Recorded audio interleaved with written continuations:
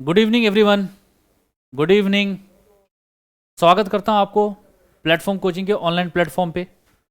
आशा करता हूं आप सभी लोग बहुत ही अच्छे होंगे, स्वस्थ होंगे और अपने तैयारी को नई ऊंचाई उड़ान दे रहे होंगे। आप अपने प्रिपरेशन के ग्राफ को और ऊपर लेके जाएं। जो भी पास में एग्ज़ाम है, जिसको भी आप टारगेट कर रहे हैं, उन्हें एकदम सीधा सीधा हिट करिए। ज़्यादा समय तैयारी में ना बिताइए। चुपचाप सिलेक्शन लीजिए और अपने अपने घर वालों के साथ एंजॉय करिए, नाम रोशन करिए। क्लियर है? तो उसी आपके सिलेक्शन के क्रम में हम लोग आए हुए हैं एक सेट लेकर के, जो सेट है बिहार सिविल कोड का।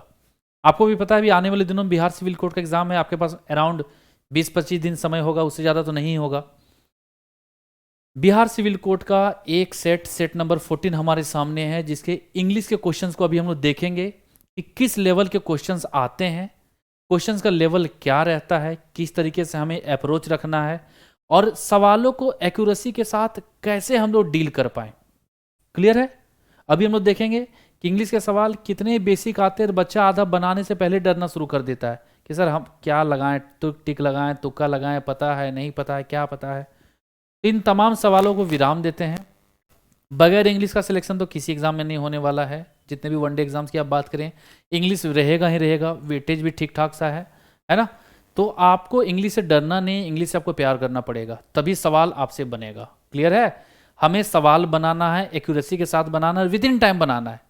जो निर्धारित समय रहेगा उसके अंदर से सारे क्वेश्चंस को सही से हमें बनाना पड़ेगा।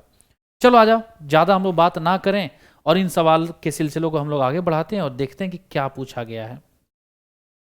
देखते हैं हम लोग। आइए, आपके सामने दिख रहा होगा सवाल 36 से 40, यानी 5 क्वेश्चन है और 5 क्वेश्चन किससे है? रीडिंग कॉम्प्रिहेंशन से। 5 सवाल आपके सामने और 5 सवाल किससे? Reading comprehension. अब रीडिंग कॉम्प्रिहेंशन बनाने का 2 तरीका। एक ओल्ड या ट्रेडिशनल अप्रोच जिसे आप कहें, जैसे कि सीबीएसई के पेपर्स में भी पूछा जाता था 10th-12th वगैरह में, कि हमारे सामने एक रीडिंग कॉम्प्रिहेंशन दिया हुआ है, पढ़ेंगे, मीनिंग समझेंगे एक बार, फिर सवाल पढ़ेंगे, मीनिंग समझेंगे दूसरा बार, फिर हम लोग इसको आएंगे और एक एक सवाल पढ़ेंगे और फिर उसका जवाब खोजेंगे। और इतना समय आपके पास जनरल कॉम्पिटिटिव के एग्जाम्स में नहीं है। चाहे किसी भी एग्जाम में आप बैठे, आपका सारा का सारा खेल टाइम मैनेजमेंट का है। अगर सही समय रहते आप सही जवाब ना दें तो कोई और आएगा, जवाब देगा, निकल जाएगा, नौकरी से हो जाएगा। क्लियर है? तो रैदर देन कि हम लोग पूरा इसे पढ़ें, मीनिंग समझें, हमारे पास उतना समय है नहीं और मीनिंग लगाने का कोई मतलब आपका बनता नहीं है। हम लोग एग्जाम में बैठ रहे हैं, एग्जाम में बस सही आंसर और पूरा नंबर लेने से मतलब है। अब वो सही आंसर, पूरा नंबर कम समय में कैसे मिलेगा? इन तरीके की चीजों के लिए अभी मैं बताता हूं। जब भी आपके सामने किसी भी एग्जाम में रीडिंग कॉम्प्रिहेंशन का सवाल आए या रीडिंग कॉम्प्रिहेंशन का पैसेज आए, तो इस पैसेज को ऐसा ही छोड़ देना है, कुछ नहीं करना। पैसेज को ऐसा ही एज इट इज छोड़िए पैसेज को और सवाल पे आइए। आधा काम हमारा सवाल कर देगा, 70% काम तो सवाल ही कर देगा कि क्या इस पैसेज का मामला होने वाला है। तो बस हम लोग पहले सवाल देख लेते हैं क्या क्या सवाल है, और जब आप सवाल पढ़िएगा तो सवाल को यहाँ पे सेट करते जाइएगा क्या क्या सवाल था, क्योंकि हमें पैसेज पढ़ना नहीं, बिल्कुल भी नहीं है। मैं एक लाइन पैसेज पढ़ने को नहीं कहूंगा, बिल्कुल नहीं पढ़िए, क्योंकि जिसका जो जवाब चाहिए अभी मैं दिखाता हूं ट्रिक कि कैसे जवाब रहेगा, कैसे रहेगा। पहला पैसेज, पहला क्वेश्चन पढ़िए तो, द टर्म सिरका, एक टर्म आया है, वो टर्म का नाम क्या है? सिरका। यूज्ड बिफोर 1935, यानी कहीं ना कहीं हमारे पैसेज में कहीं पे 1935 लिखा होगा और उस 1935 से पहले क्या वर्ड आया होगा? सिरका वर्ड आया होगा। और इस सिरका का मीनिंग आपको बतलाना है। क्या बतलाना है? सिरका का मीनिंग। तो पहला सवाल क्या है कि हमारे पैसेज में कहीं सिरका वर्ड आया होगा और उसका क्या मतलब हो सकता है, हमें वो जानना है, पहला चीज। दूसरा देखते हैं। दूसरा कह रहा है which company invented Bluetooth technology. अब इतना तो हमें समझ में आ गया, जो पैसेज है वो किसके बारे में बात करेगा? ब्लूटूथ के बारे में। इतना तो हमें समझ में आ गया सवाल से कि ब्लूटूथ से रिलेटेड कोई पैसेज है। और दूसरा सवाल क्या आ गया कि ब्लूटूथ जो है वह किस कंपनी ने बनाया। क्लियर है? 4 ऑप्शन है, चेक करेंगे अभी हम लोग आंसर में। तो 2 सवाल हमारे मन में आ गया, पहला कि सिरका का क्या मतलब है, दूसरा ब्लूटूथ किस कंपनी ने बनाया। तीसरे सवाल पे आते हैं। The Scandinavian king after whom the name Bluetooth named is non for dash. कह रहा है कि जो नाम ब्लूटूथ रखा गया जिस राजा को लेकर के, वह किस चीज के लिए जाना जाता था, है ना? वह किस कार्य के लिए जाना गया था या किस वजह से रखा गया था, तो उसके बारे में हम लोग देखेंगे क्या किया राजा। चौथे सवाल पे आते हैं, what does Bluetooth do, Bluetooth का फंक्शन क्या है, ब्लूटूथ का फंक्शन क्या है, चौथा सवाल यही है। और पांचवा सवाल पे आए उससे पहले चार सवाल हमारे मन में आ जाना चाहिए। पहला, सिरका का मतलब, दूसरा, ब्लूटूथ किस कंपनी ने बनाया, तीसरा, जो ब्लूटूथ नाम रखा गया वो किस राजा के लिए क्यों रखा गया था, और चौथा, ब्लूटूथ का फंक्शन क्या है ना। और पांचवा, इफ वी एंग्लिसाइज, यहां पे एक वर्ड आ गया, समझ लिएगा ये क्वेश्चन आपके वोकैब से है। अगर एंग्लिसाइज का मीनिंग पता है तो आपको आंसर मिल जाएगा, और ये वर्ड एंग्लिसाइज कहीं ना कहीं हमारे पैसेज में होगा। अभी जब पैसेज पे आएंगे तो एक एक चीज देखिएगा कितना आसानी से मिल जाएगा, और मैं पांचों सवाल के जवाब आपके सामने रख दूंगा। क्लियर है? एक एक सवाल को देखिएगा, आइएगा ध्यान से, ध्यान से आइए। चलिए, तो ये रीडिंग कॉम्प्रिहेंशन हमारे सामने है। 5 सवाल हमारे मन में फिक्स हो गया पैसेज पढ़ने से पहले, और हम पैसेज पढ़ेंगे नहीं, सीधा सीधा बस जवाब ढूंढेंगे। पहले आते हैं, ब्लूटूथ इज द एंग्लिसाइज्ड, तो यहां पे एक वर्ड आ गया एंग्लिसाइज्ड, इसी से मिलता जुलता एक क्वेश्चन हमारे पास है, 5वां नंबर याद होगा आपको। उसके बाद हम आगे जब बढ़ेंगे तो यहां पे एक वर्ड आएगा सिरका, दिख रहा होगा, और मैं पहले कहा था कि पैसेज में कहीं पे 1935 होगा और उसके पहले एक वर्ड आया होगा सिरका। दूसरा जवाब मिल गया, जो पहला क्वेश्चन हमारा है, तो 2 सवाल हमारे सामने मिल गया। तीसरा आते हैं, तीसरे सवाल पे आए, जो कि हमारा एक्चुअली दूसरा सवाल होगा कि ब्लूटूथ को किस कंपनी ने बनाया था, उस पर हम लोग आते हैं।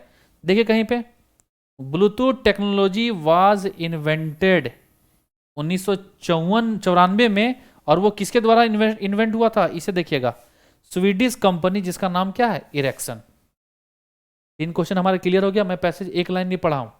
पहला, जो कि एक्चुअली में 5वां क्वेश्चन है कि एंग्लिसाइज का मतलब क्या है, हमारे पहला पैसेज का पहला क्वेश्चन था सिरका, 1935 से जो वर्ड यूज है उसका मतलब क्या है। दूसरा क्वेश्चन था कि जो ब्लूटूथ है वो किस कंपनी ने बनाया था, उसका भी जवाब मिल गया।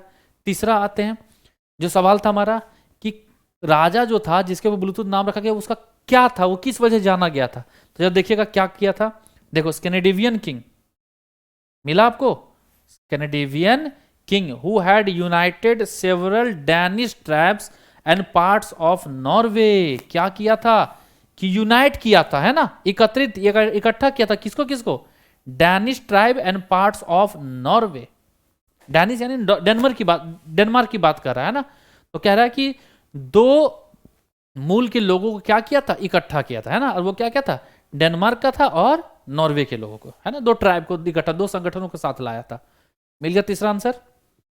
आते चौथे पे, चौथा क्या था कि ब्लूटूथ का हमारा कार्य क्या है, कहीं पे दिख रहा होगा आपको, ब्लूटूथ डज, क्या करता है ब्लूटूथ भाई, देखो जरा सा, ब्लूटूथ डज क्या, work of uniting different communication protocols into one universal standard. मिल गया जवाब, कोई दिक्कत। अब देखिएगा आपके सामने सवाल सारे कैसे सॉल्व होते तुरंत तुरंत। एक, सिरका का मीनिंग अभी भी आपको जानना है, तो वो हम लाइन जब पढ़ते हैं, हराल्ड वाज बॉर्न इन सिरका 1935। हराल्ड का जन्म कब हुआ था, 1935। सिरका का मतलब हो गया कि लगभग 1935 में। एग्जैक्ट अगर डेट होता तो सिर्फ ईयर नहीं लिखा था, इतने तारीख वगैरह कुछ लिखा जाता, सिर्फ क्या लिखा है, 1935, यानी अप्रोक्सीमेशन की बात कर रहा है, अप्रोक्सीमेटली लगभग की बात कर रहा है। क्लियर है? अब सवाल पे आते हैं सवाल पे।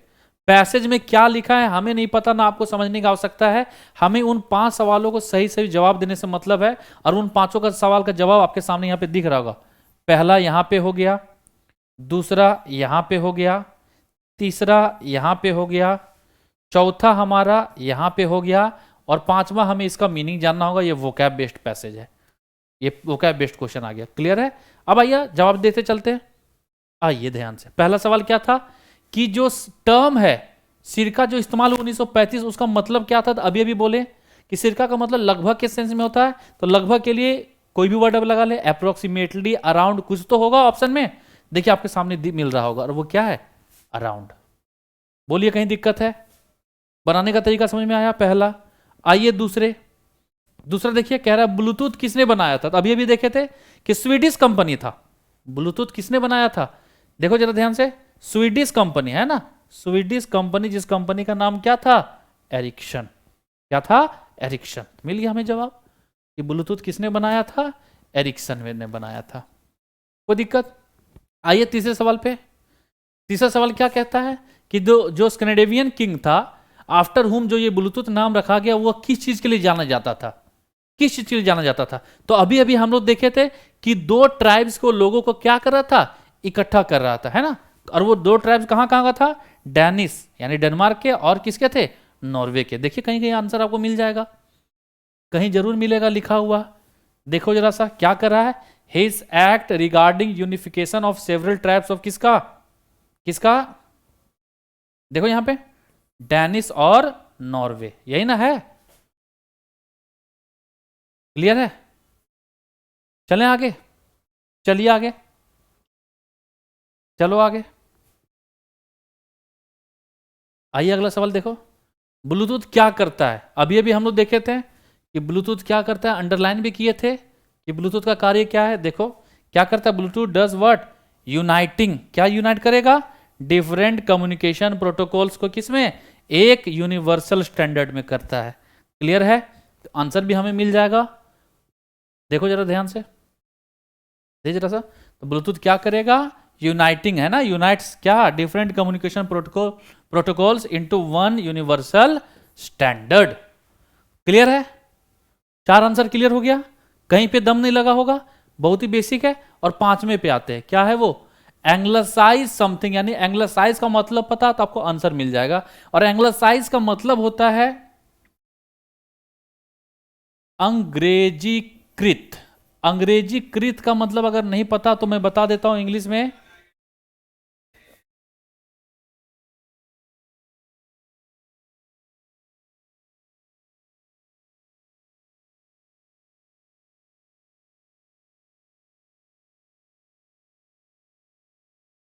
देखिएगा,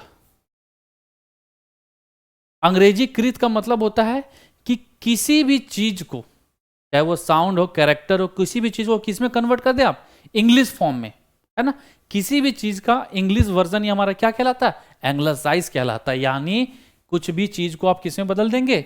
इंग्लिश पैटर्न में। और यही हमारा क्या हो जाएगा? आंसर हो जाएगा। बोलो भाई, कहीं पे ऐसा लगा कि आपको कोई डिफिकल्ट रीडिंग कॉम्प्रिहेंशन आ गया जिसको आपको पढ़ना है, मीनिंग समझना है, बाकी चीज करना है? कुछ भी ऐसा लगा? नहीं लगा। आ जाइए आगे, हम लोग बढ़ते हैं। आ जाओ। इडियम से हमारे सामने सवाल है, और इडियम से क्वेश्चन क्या आया है कि बी ऑल ईयर्स। इस इडियम्स को आपको चारों ऑप्शन में से कोई एक सटीक आंसर बताना है कि बी ऑल ईयर्स का मतलब क्या होता है? कि एकदम कान खड़ा रखना, है ना? एकदम सुनने को एकदम उत्सुक रखना। क्लियर है? सुनने को एकदम उत्सुक रखना, और उसके लिए क्या है? Eager to listen. कहीं दिक्कत नहीं होना चाहिए। आ जाइए आगे, अगला सवाल पढ़िए। फिर इडियम से हमारे सामने क्वेश्चन आ गया, और वो क्या है question? Babe in the woods. क्या है question? Babe in the woods. इस सवाल पे आए उससे पहले मैं थोड़ी सी आपको जानकारी दे दूं, कहीं पे भी आपको नहीं लग रहा होगा कि सवाल में दम है। एकदम बेसिक क्वेश्चन आता है सिविल कोड का, एकदम लेवल बहुत ही नीचे है। हाँ, लेकिन एक चीज ये जरूर करेगा, अभी आगे और सवाल आप देखेंगे तो आपको आइडिया लगेगा कि हर एक सेक्शन को छू रहा है। अभी रीडिंग कॉम्प्रिहेंशन आप देखें, अभी आपको इडियम दिख रहा है, आगे के सवालों में आपको एंटोनिम्स, सिनोनिम्स, करेक्ट स्पेल दिखेगा, और फिर उसे आगे आप जाएंगे तो common error, fill in the blanks भी दिखेगा, और इतना ही नहीं, वॉइस और नरेशन के भी क्वेश्चन दिखेंगे। तो भले ही ये आपसे 20 क्वेश्चन पूछे, लेकिन 20 क्वेश्चन में पूरे इंग्लिश को क्या कर लेगा? कवर कर लेगा। क्लियर? और अभी हमारे सामने 20 दिन है, एक क्रैश कोर्स हम लोग लाने को जा रहे हैं। यह सुविधा प्लेटफॉर्म आपके लिए दे रहा है कि बहुत ही मिनिमम यानी नॉमिनल यानी ना के बराबर फीस में आपको क्रैश कोर्स की तरह आपको बिहार सिविल कोड के लिए क्या किया जाएगा? तैयार किया जाएगा। अगर मैं अपने सब्जेक्ट की बात करूं इंग्लिश की, तो हम लोग बहुत अच्छे से इंग्लिश को देख लेंगे, जितना भी मैक्सिमम हम लोग लग पाएगा। जितने भी चैप्टर्स के इंपॉर्टेंट कॉन्सेप्ट्स होंगे उन कॉन्सेप्ट्स को देखेंगे, सवालों को देखेंगे, जितना हो पाएगा भरपूर प्रैक्टिस करेंगे। और ये तमाम चीज सिर्फ आपको उसके लिए पे करना है 99 रुपए, सिर्फ 99। 100 रुपए में क्या ही होता है यार आज के टाइम में। और उस 99 रुपए के लिए आपको क्या किया जा रहा है? हर एक सब्जेक्ट के एकदम स्पेशलिस्ट को दिया जा रहा है, ताकि आपके एग्जामिनेशन को एकदम लास्ट मोमेंट में एकदम ऐसा उड़ान मिले कि आपको लगे कि मजा आ गया। ताकि जब आप पेपर में जाके बैठे, एग्जाम में बैठे, तो आपको अंदर से फीलिंग या कॉन्फिडेंस वाला रहना चाहिए कि हाँ मैं तैयारी जम के करके आया हूँ। ऐसा बिल्कुल नहीं लगना चाहिए चलो ठीक है फॉर्म भर दिए हैं, थोड़ा बहुत पढ़ा हुआ है, देखते हैं क्या होता है। तो फिर देखते ही रह जाओगे। एक्चुअली अगर रिजल्ट लेना है तो तपना पड़ेगा, त्याग बेहद जरूरी है। क्लियर है बात? आइए सवाल पे। तो सवाल हमारा क्या है? Babe in the woods. Babe in the woods का इंग्लिश मतलब निकल के आता है कि कोई यंग इनोसेंट पर्सन, है ना, कि एक नौजवान भोला भाला व्यक्ति जो कभी कभी खुद को क्या करता है, डिफिकल्ट सिचुएशन में पाता है ना, विषम परिस्थिति में पाता है, जहां पे उसको खुद के बचाव के लिए कुछ भी नहीं रहता है। क्लियर है? यानी सीधा साधा व्यक्ति जिसको अपने बचाव के लिए कुछ भी ना पास होना, वही हमारा क्या कहलाता है? Babe in the woods. तो जो आंसर हमारा बनेगा, अ यंग डिफेंसलेस पर्सन। क्या बन जाएगा? Young defenceless person. क्लियर है? आइए आगे देखो, आ गया इनकरेक्टली स्पेल्ड। यानी आपको क्या करना है, 4 वर्ड आपके सामने ऑप्शन के रखे हुए हैं ABCD। इन 4 में से किसी एक वर्ड का स्पेलिंग क्या होगा? गलत होगा, और वही गलत स्पेलिंग वाले शब्द को आपको क्या करना है? खोजना है। पहला वर्ड देखते चेक करते चलते हैं हम लोग। पहला वर्ड है हमारा इनवैलिड। तो इनवैलिड का मतलब ही होता है गलत या अप्रामाणिक भी आप कहते हैं। तो इनवैलिड का मतलब क्या होता है? गलत। तो इनवैलिड का मतलब भले गलत है, लेकिन इनवैलिड का स्पेलिंग क्या है? एकदम सही है। तो ये तो हमारा ऑप्शन नहीं है भाई, ये तो स्पेलिंग ठीक है।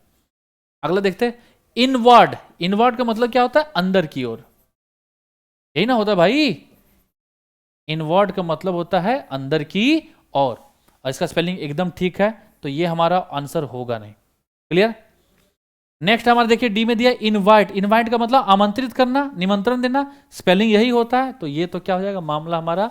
ये तो आंसर होगा नहीं, क्योंकि तो अब जब 3 वर्ड है, तीनों के स्पेलिंग सही है, तो जरूर है कि चौथा जो ऑप्शन वाला वर्ड होगा उसका स्पेलिंग क्या होगा? गलत होगा। चौथा वर्ड क्या है? इनवोक। इनवोक वर्ड आप कई बार सुने होंगे, जिसका मतलब होता है उकसाना, जिसको भी और इंग्लिश वर्ड में आप इंस्टिगेट करना कहते हैं, है ना। तो उकसाना, और उकसाना के लिए जो वर्ड ये जो दिया हुआ है ये गलत है। स्पेलिंग भले ही गलत है, लेकिन यही हमारा आंसर है। तो इसका जो करेक्ट स्पेलिंग है वो क्या है? INVOKE। लेकिन यहां पे क्या दे दिया था? W दे दिया था, जिसके वजह से आंसर क्या हो गया हमारा? गलत। तो इस इन्वोक का मतलब होता है उकसाना। क्लियर है बात? चलें आगे, चलिए आगे। फिर आ गया, फिर सेम पैटर्न का क्वेश्चन है। 4 वर्ड आपके सामने दिया गया है, इन 4 में से किसी एक वर्ड का स्पेलिंग क्या है आपका? गलत है, और वही वर्ड को आपको बताना है। तो चेक करना होगा। अब इसके लिए आपको स्पेलिंग अच्छे से आना चाहिए। पहला वर्ड है एमिग्रेट, दूसरा इमरजेंसी, तीसरा एमिनेंट, चौथा एम्फेसिस। अगर आपको स्पेलिंग पता है कुछ का, तो पहले उसी को चेक करते हैं। जैसे इमरजेंसी, EMERGENCY, सभी को पता है कि इमरजेंसी का स्पेलिंग यही होता है, तो इसका स्पेलिंग सही है, मतलब ये आंसर हमारा होगा नहीं। क्लियर? अब 3 वर्ड है, अब तीनों को चेक करना पड़ेगा भाई। आइए चेक करते हैं हम लोग, आइए चेक करते हैं। वर्ड दिया है एमिग्रेट, तो एमिग्रेट में ना स्पेलिंग ही गलत कर दिया आपसे, डबल M दे दिया है, जो कि क्या होता है? गलत हो जाता है। एमिग्रेट का मतलब मैं आपको बताता हूं, उससे पहले आप आंसर टिक कर लीजिएगा। Option A is the right answer emigrate का। आप सुने होंगे इमिग्रेशन, आप सुने होंगे, सुनते हैं एम्बेसी वगैरह में इमिग्रेशन कहते हैं या एमिग्रेंट कहते हैं। क्लियर है? एमिग्रेशन कहते हैं, या फिर आप क्या कहते हैं? एमिग्रेंट। जिसको आप हिंदी में चेक करेंगे ना, तो हिंदी का इसका मतलब हो जाता है बसना, या बसने भी कहते हैं या बसना भी कहते हैं, जो भी कहते हैं। बसना या रहना, इसका मतलब क्या निकल के आता है? कि वैसा कोई व्यक्ति जो अपना देश छोड़ के किसी दूसरे देश में रहने या बसने को जाए हमेशा के लिए, उसी को हम लोग एमिग्रेंट कहते हैं। क्या कहते हैं? एमिग्रेंट। और वहीं से वर्ड निकल गया है एमिग्रेट। क्लियर है? आ जाओ।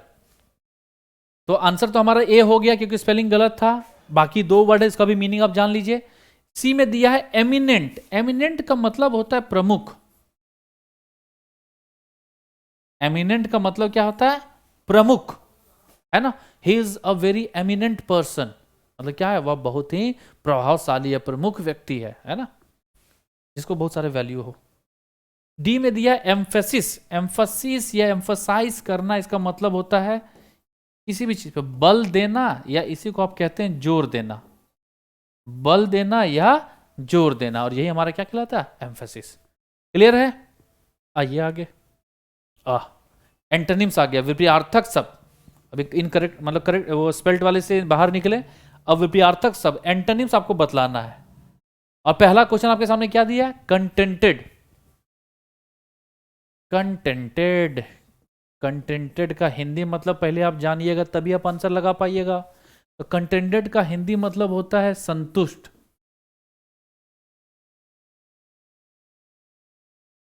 संतुष्ट होता है। और इसी का इंग्लिश अगर आप देखेंगे तो इंग्लिश इसको क्या कहते हैं? सेटिस्फाइड। संतुष्ट को इंग्लिश में आप क्या कहते हैं? सेटिस्फाइड। अब सेटिस्फाइड का हिंदी आपको चाहिए, मतलब सॉरी, सेटिस्फाइड का आपको रिवर्स ऑपोजिट वर्ड चाहिए, तो सेटिस्फाइड का ऑपोजिट वर्ड आपके सामने दिया हुआ है, वो क्या है? डिससेटिस्फाइड। कहीं दिक्कत? नहीं दिक्कत है। आगे का 3 वर्ड है, मीनिंग आसान होगा। थैंकफुल यानी शुक्रगुजार होना, कंफर्टेबल यानी आराम, और प्लीज का मतलब खुश। आइए अगले, अगला सवाल। फिर हमें एंटोनिम्स बतलाना है, और एंटोनिम्स किसका बतलाना है? प्रोटेक्ट का। किसका बतलाना है? प्रोटेक्ट। तो बहुत आसानी से बता सकते हैं। प्रोटेक्ट का मतलब क्या होता है? बचाव, बचाना। प्रोटेक्ट का मतलब बचाना, तो इसका उल्टा क्या हो जाएगा?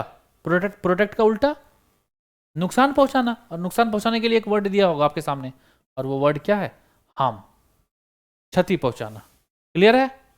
आइए आगे, आगे आइए।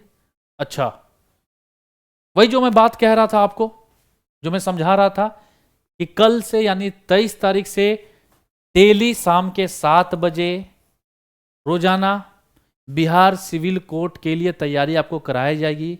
इंग्लिश मैं पढ़ाऊंगा। मेरा नाम अगर पता ना हो तो जानिए, मेरा नाम पंकज सिंह है, और मैं गोल्ड मेडलिस्ट हूं इंग्लिश में। क्लियर है? तो इंग्लिश हम लोग साथ में देखेंगे। जितने भी अच्छे चीज़ हो सकते हैं एग्जाम पॉइंट ऑफ व्यू से इंपॉर्टेंट, उन्हें देख लेंगे। चैप्टर्स के साथ हम लोग देख लेंगे। क्लियर है? हर एक चैप्टर्स के जो इंपॉर्टेंट कॉन्सेप्ट होंगे, रूल्स होंगे, उसे भी हम लोग देख लेंगे, ताकि हमें आइडिया रहे कि अच्छा क्वेश्चन बनेगा 3 चैप्टर में से कहाँ से पूछ सकता है, किस तरह का पूछ सकता है। क्लियर है बात? तो हर तरीके का हम लोग देख लेंगे, डीलिंग कर लेंगे, कोई दिक्कत नहीं है। तो आप थोड़ा सा मोटिवेटेड होकर जम के इस 20-22 दिन, जितने भी दिन आपको एग्जाम होने में बाकी हैं, तब तक आप जम के पढ़िए, हमारे साथ पूरा ताकत लगाइए। आशा करते हैं कि बहुत अच्छा हो जाएगा। ये सेशन को आप ज्वाइन करिए। फीस भी तो नाम मात्र का है, कुछ भी नहीं है। क्या ही होता है 99 रुपये में, तो फीस तो कुछ भी नहीं है। क्लियर है?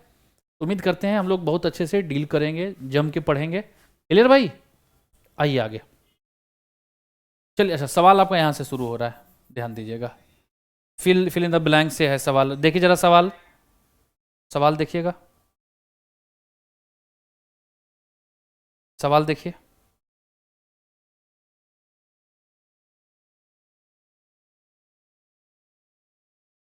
तो हमारे सामने सवाल है, फिल इन द ब्लैंक्स का। क्या है सवाल? The teacher was very dash. जो शिक्षक जो था वो क्या था? अब क्या था में हमारे ऑप्शन 4 दिए हैं। लीनियंट, लीनियंट का मतलब होता है नरम। जोवियल और हैप्पी, इसका मतलब होता है खुश मिजाज, खुश होना या मिजाजी, खुश मिजाज। और स्ट्रिक्ट का मतलब होता है सख्त। अब द टीचर वॉज डैश से तो आंसर मिलेगा नहीं। अब आंसर क्या होगा? हमें जब अगला लाइन, जब तक हम लोग पढ़ेंगे नहीं तब तक हो नहीं पाएगा। तो अगला लाइन पढ़ते हैं। She never let anyone, negative word आ गया, never let anyone play pranks in her class. तो वह टीचर डैश थी जो कि कभी भी किसी को भी अपने क्लास में क्या नहीं होने देती थी? प्रैंक्स वगैरह नहीं करने को देती थी, है ना? कोई भी हंसी मजाक ठिठोली नहीं। इसका मतलब ये हो गया शिक्षक जो टीचर थी वो क्या थी? सख्त थी ना बहुत, है भाई? और जो सख्त थी तो उसके लिए क्या वर्ड बन जाएगा? स्ट्रिक्ट। क्लियर है? तो ऐसे मीनिंग से हम लोग को ऑप्शन से छाट के बाहर निकालना है कि अच्छा कौन सा वर्ड जाके बैठेगा। क्रॉस क्वेश्चन भी कर लेना है कि अच्छा क्या ये वर्ड बैठ सकता है कि नहीं बैठ सकता है। अगर हम इनमें सब किसी वर्ड्स को पुट करना चाहते हैं, the teacher was very jovial या हैप्पी, तो जब हैप्पी थी तो वो प्रैंक करने देती, लेकिन क्या है, क्या रहा है, कोई प्रैंक वगैरह नहीं करने दे रही, मतलब वो खड़ूस होगी, और उसके लिए क्या वर्ड लग गया? स्ट्रिक्ट लग गया। क्लियर? आइए अगले सवाल पे। हाँ, अब करेक्ट स्पेल्ड देख लिए आप, एंटोनिम्स देख लिए, अब बारी किसकी? सिनोनिम्स की। और आपको सिनोनिम्स किसका बतलाना है? एंग्जाइटी का। तो पहली बात तो आपको एंग्जाइटी का हिंदी मतलब पता होना चाहिए। तो एंग्जाइटी का मतलब होता है चिंता। क्या होता है? चिंता, फिक्र होना। और फिक्र होने के लिए एक वर्ड आपके सामने दिया हुआ है, और वो वर्ड क्या है? वरी। क्लियर है? तो एंग्जाइटी का जो सिनोनिम्स बना वो क्या बना? वरी।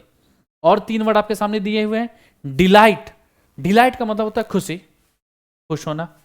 फेथ का मतलब भरोसा या विश्वास, विश्वास। और वर्ड दिया है डिलाइट का मतलब तो बता ही दिया मैं आपको, खुशी। कामनेस, काम वर्ड आप सुने होंगे, CALM, इस वर्ड का मतलब ही क्या होता है? शांत। क्लियर है? तो कामनेस का मतलब क्या होता है? शांत। आइए आगे, फिर से आपको क्या बतलाना है? सिनोनिम्स बतलाना है। और किसका बतलाना है? इम्प्लोर का। सिनोनिम्स किसका बतलाना है? इम्प्लोर। अब पहले से आपको इम्प्लोर का मतलब पता होना चाहिए। तो इम्प्लोर का मतलब होता है प्रार्थना करना। इम्प्लोर का मतलब होता है प्रार्थना करना, या आप चाहे तो कह सकते हैं गुजारिश करना। गुजारिश करना, प्रार्थना करना या गुजारिश करना, यानी रिक्वेस्ट करने के सेंस में। और उस सेंस में एक ही वर्ड है, और वो वर्ड क्या है? प्लीड। क्या है वर्ड? प्लीड। अपोलोजाइज का मतलब होता है माफी। अपोलोजाइज का मतलब क्या होता है? माफी। रेफ्यूज का मतलब हो जाता है मना करना, मनाही भी कह सकते हैं। आंसर का मतलब जवाब तो आपको पता ही होगा। तो इम्प्लोर का जो साइनो बना वो क्या बना? प्लीड बना। आइए आगे, आइए आगे। वन वर्ड सब्स्टिट्यूशन से अब देखो क्वेश्चन आ गया। वोकैब के पांचों सेक्शन को छू लिया।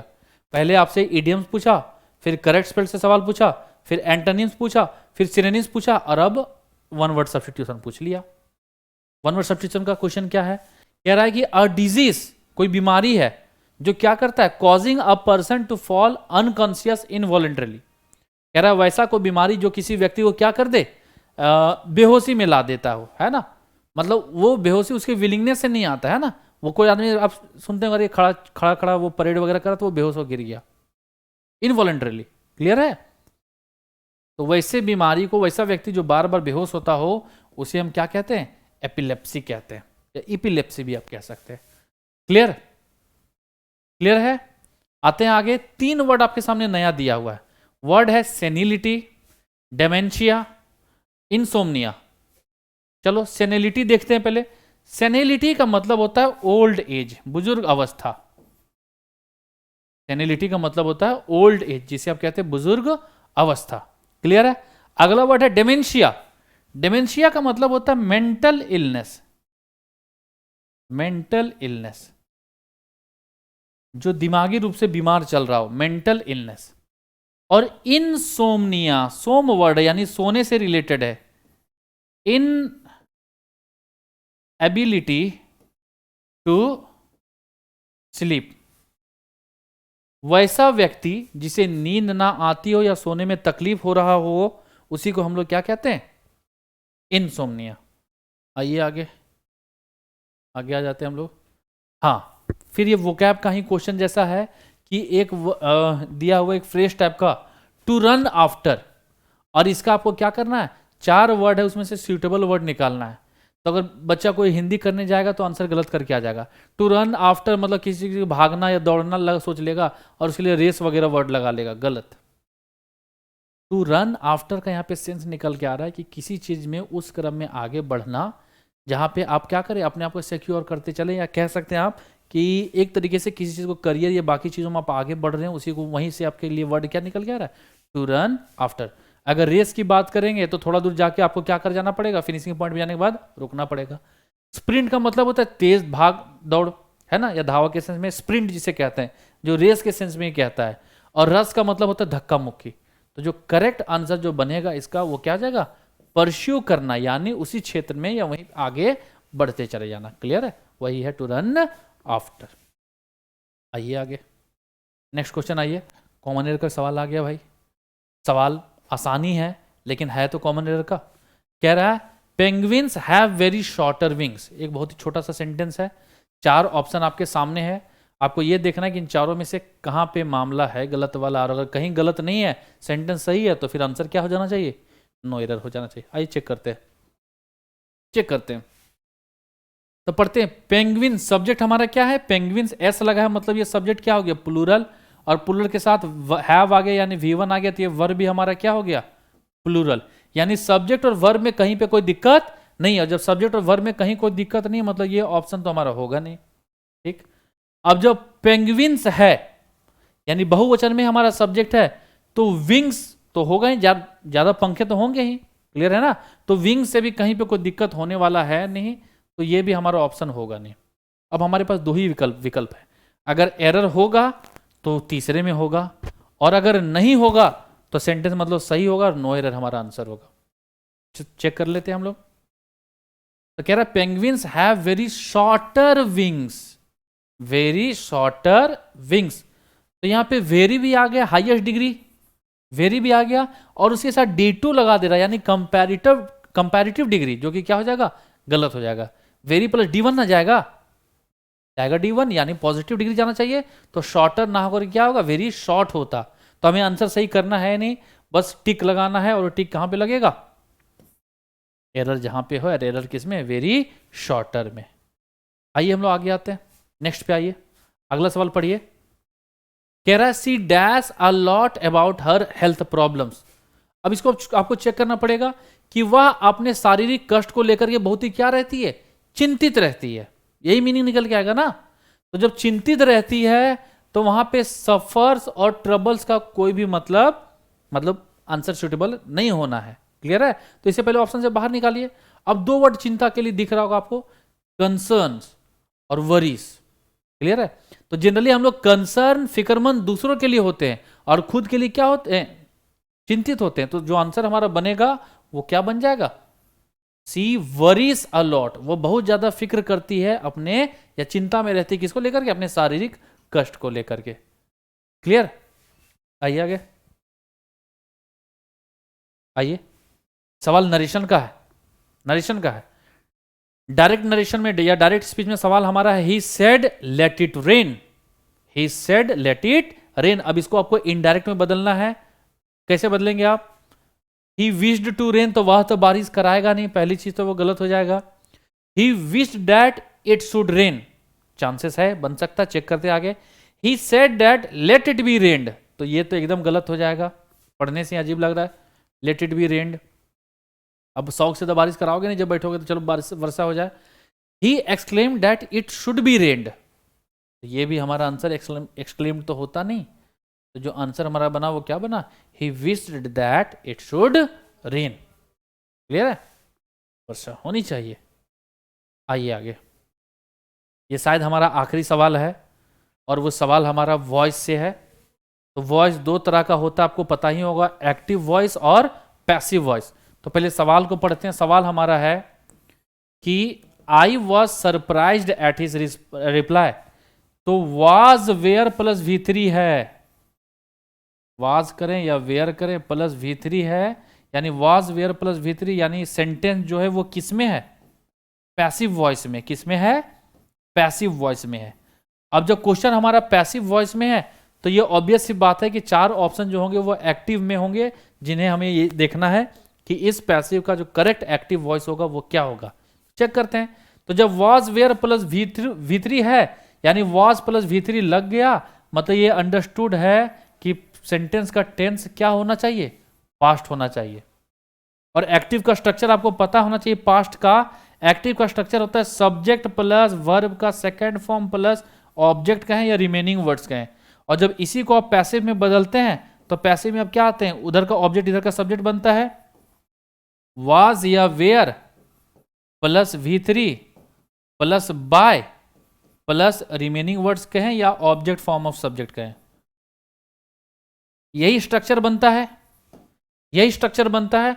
तो जब देखिए ना, पैसिव में ऑब्जेक्ट यानी वॉज वेयर प्लस V3 है, तो हमें ऐसा स्ट्रक्चर चाहिए जो क्या बना है, सब्जेक्ट प्लस V2। तो हमें चेक करना पड़ेगा डायरेक्ट। हाँ, उसके अलावा आपको चेक करना पड़ेगा कि ऑब्जेक्ट इस बार क्या मिल रहा है ना।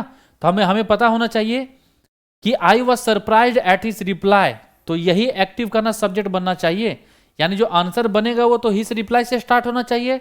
तो ये दो ऑप्शन पहले ही बाहर हो जाएंगे, क्योंकि आई सरप्राइज से हमारा सेंटेंस शुरू हुआ है। ये तो दो आंसर ऑलरेडी बाहर हो गया। अब बचा दो, his reply was surprised by me या हिज रिप्लाई सरप्राइज्ड मी। तो एकदम बहुत ही आसान हो गया यार, कि हिज रिप्लाई के बाद क्या लग गया, वॉज। अब जब वॉज प्लस V3 लगाने जाएंगे तो फिर पैसिव बनाने को चले जाएंगे, पर हमें चाहिए क्या, एक्टिव।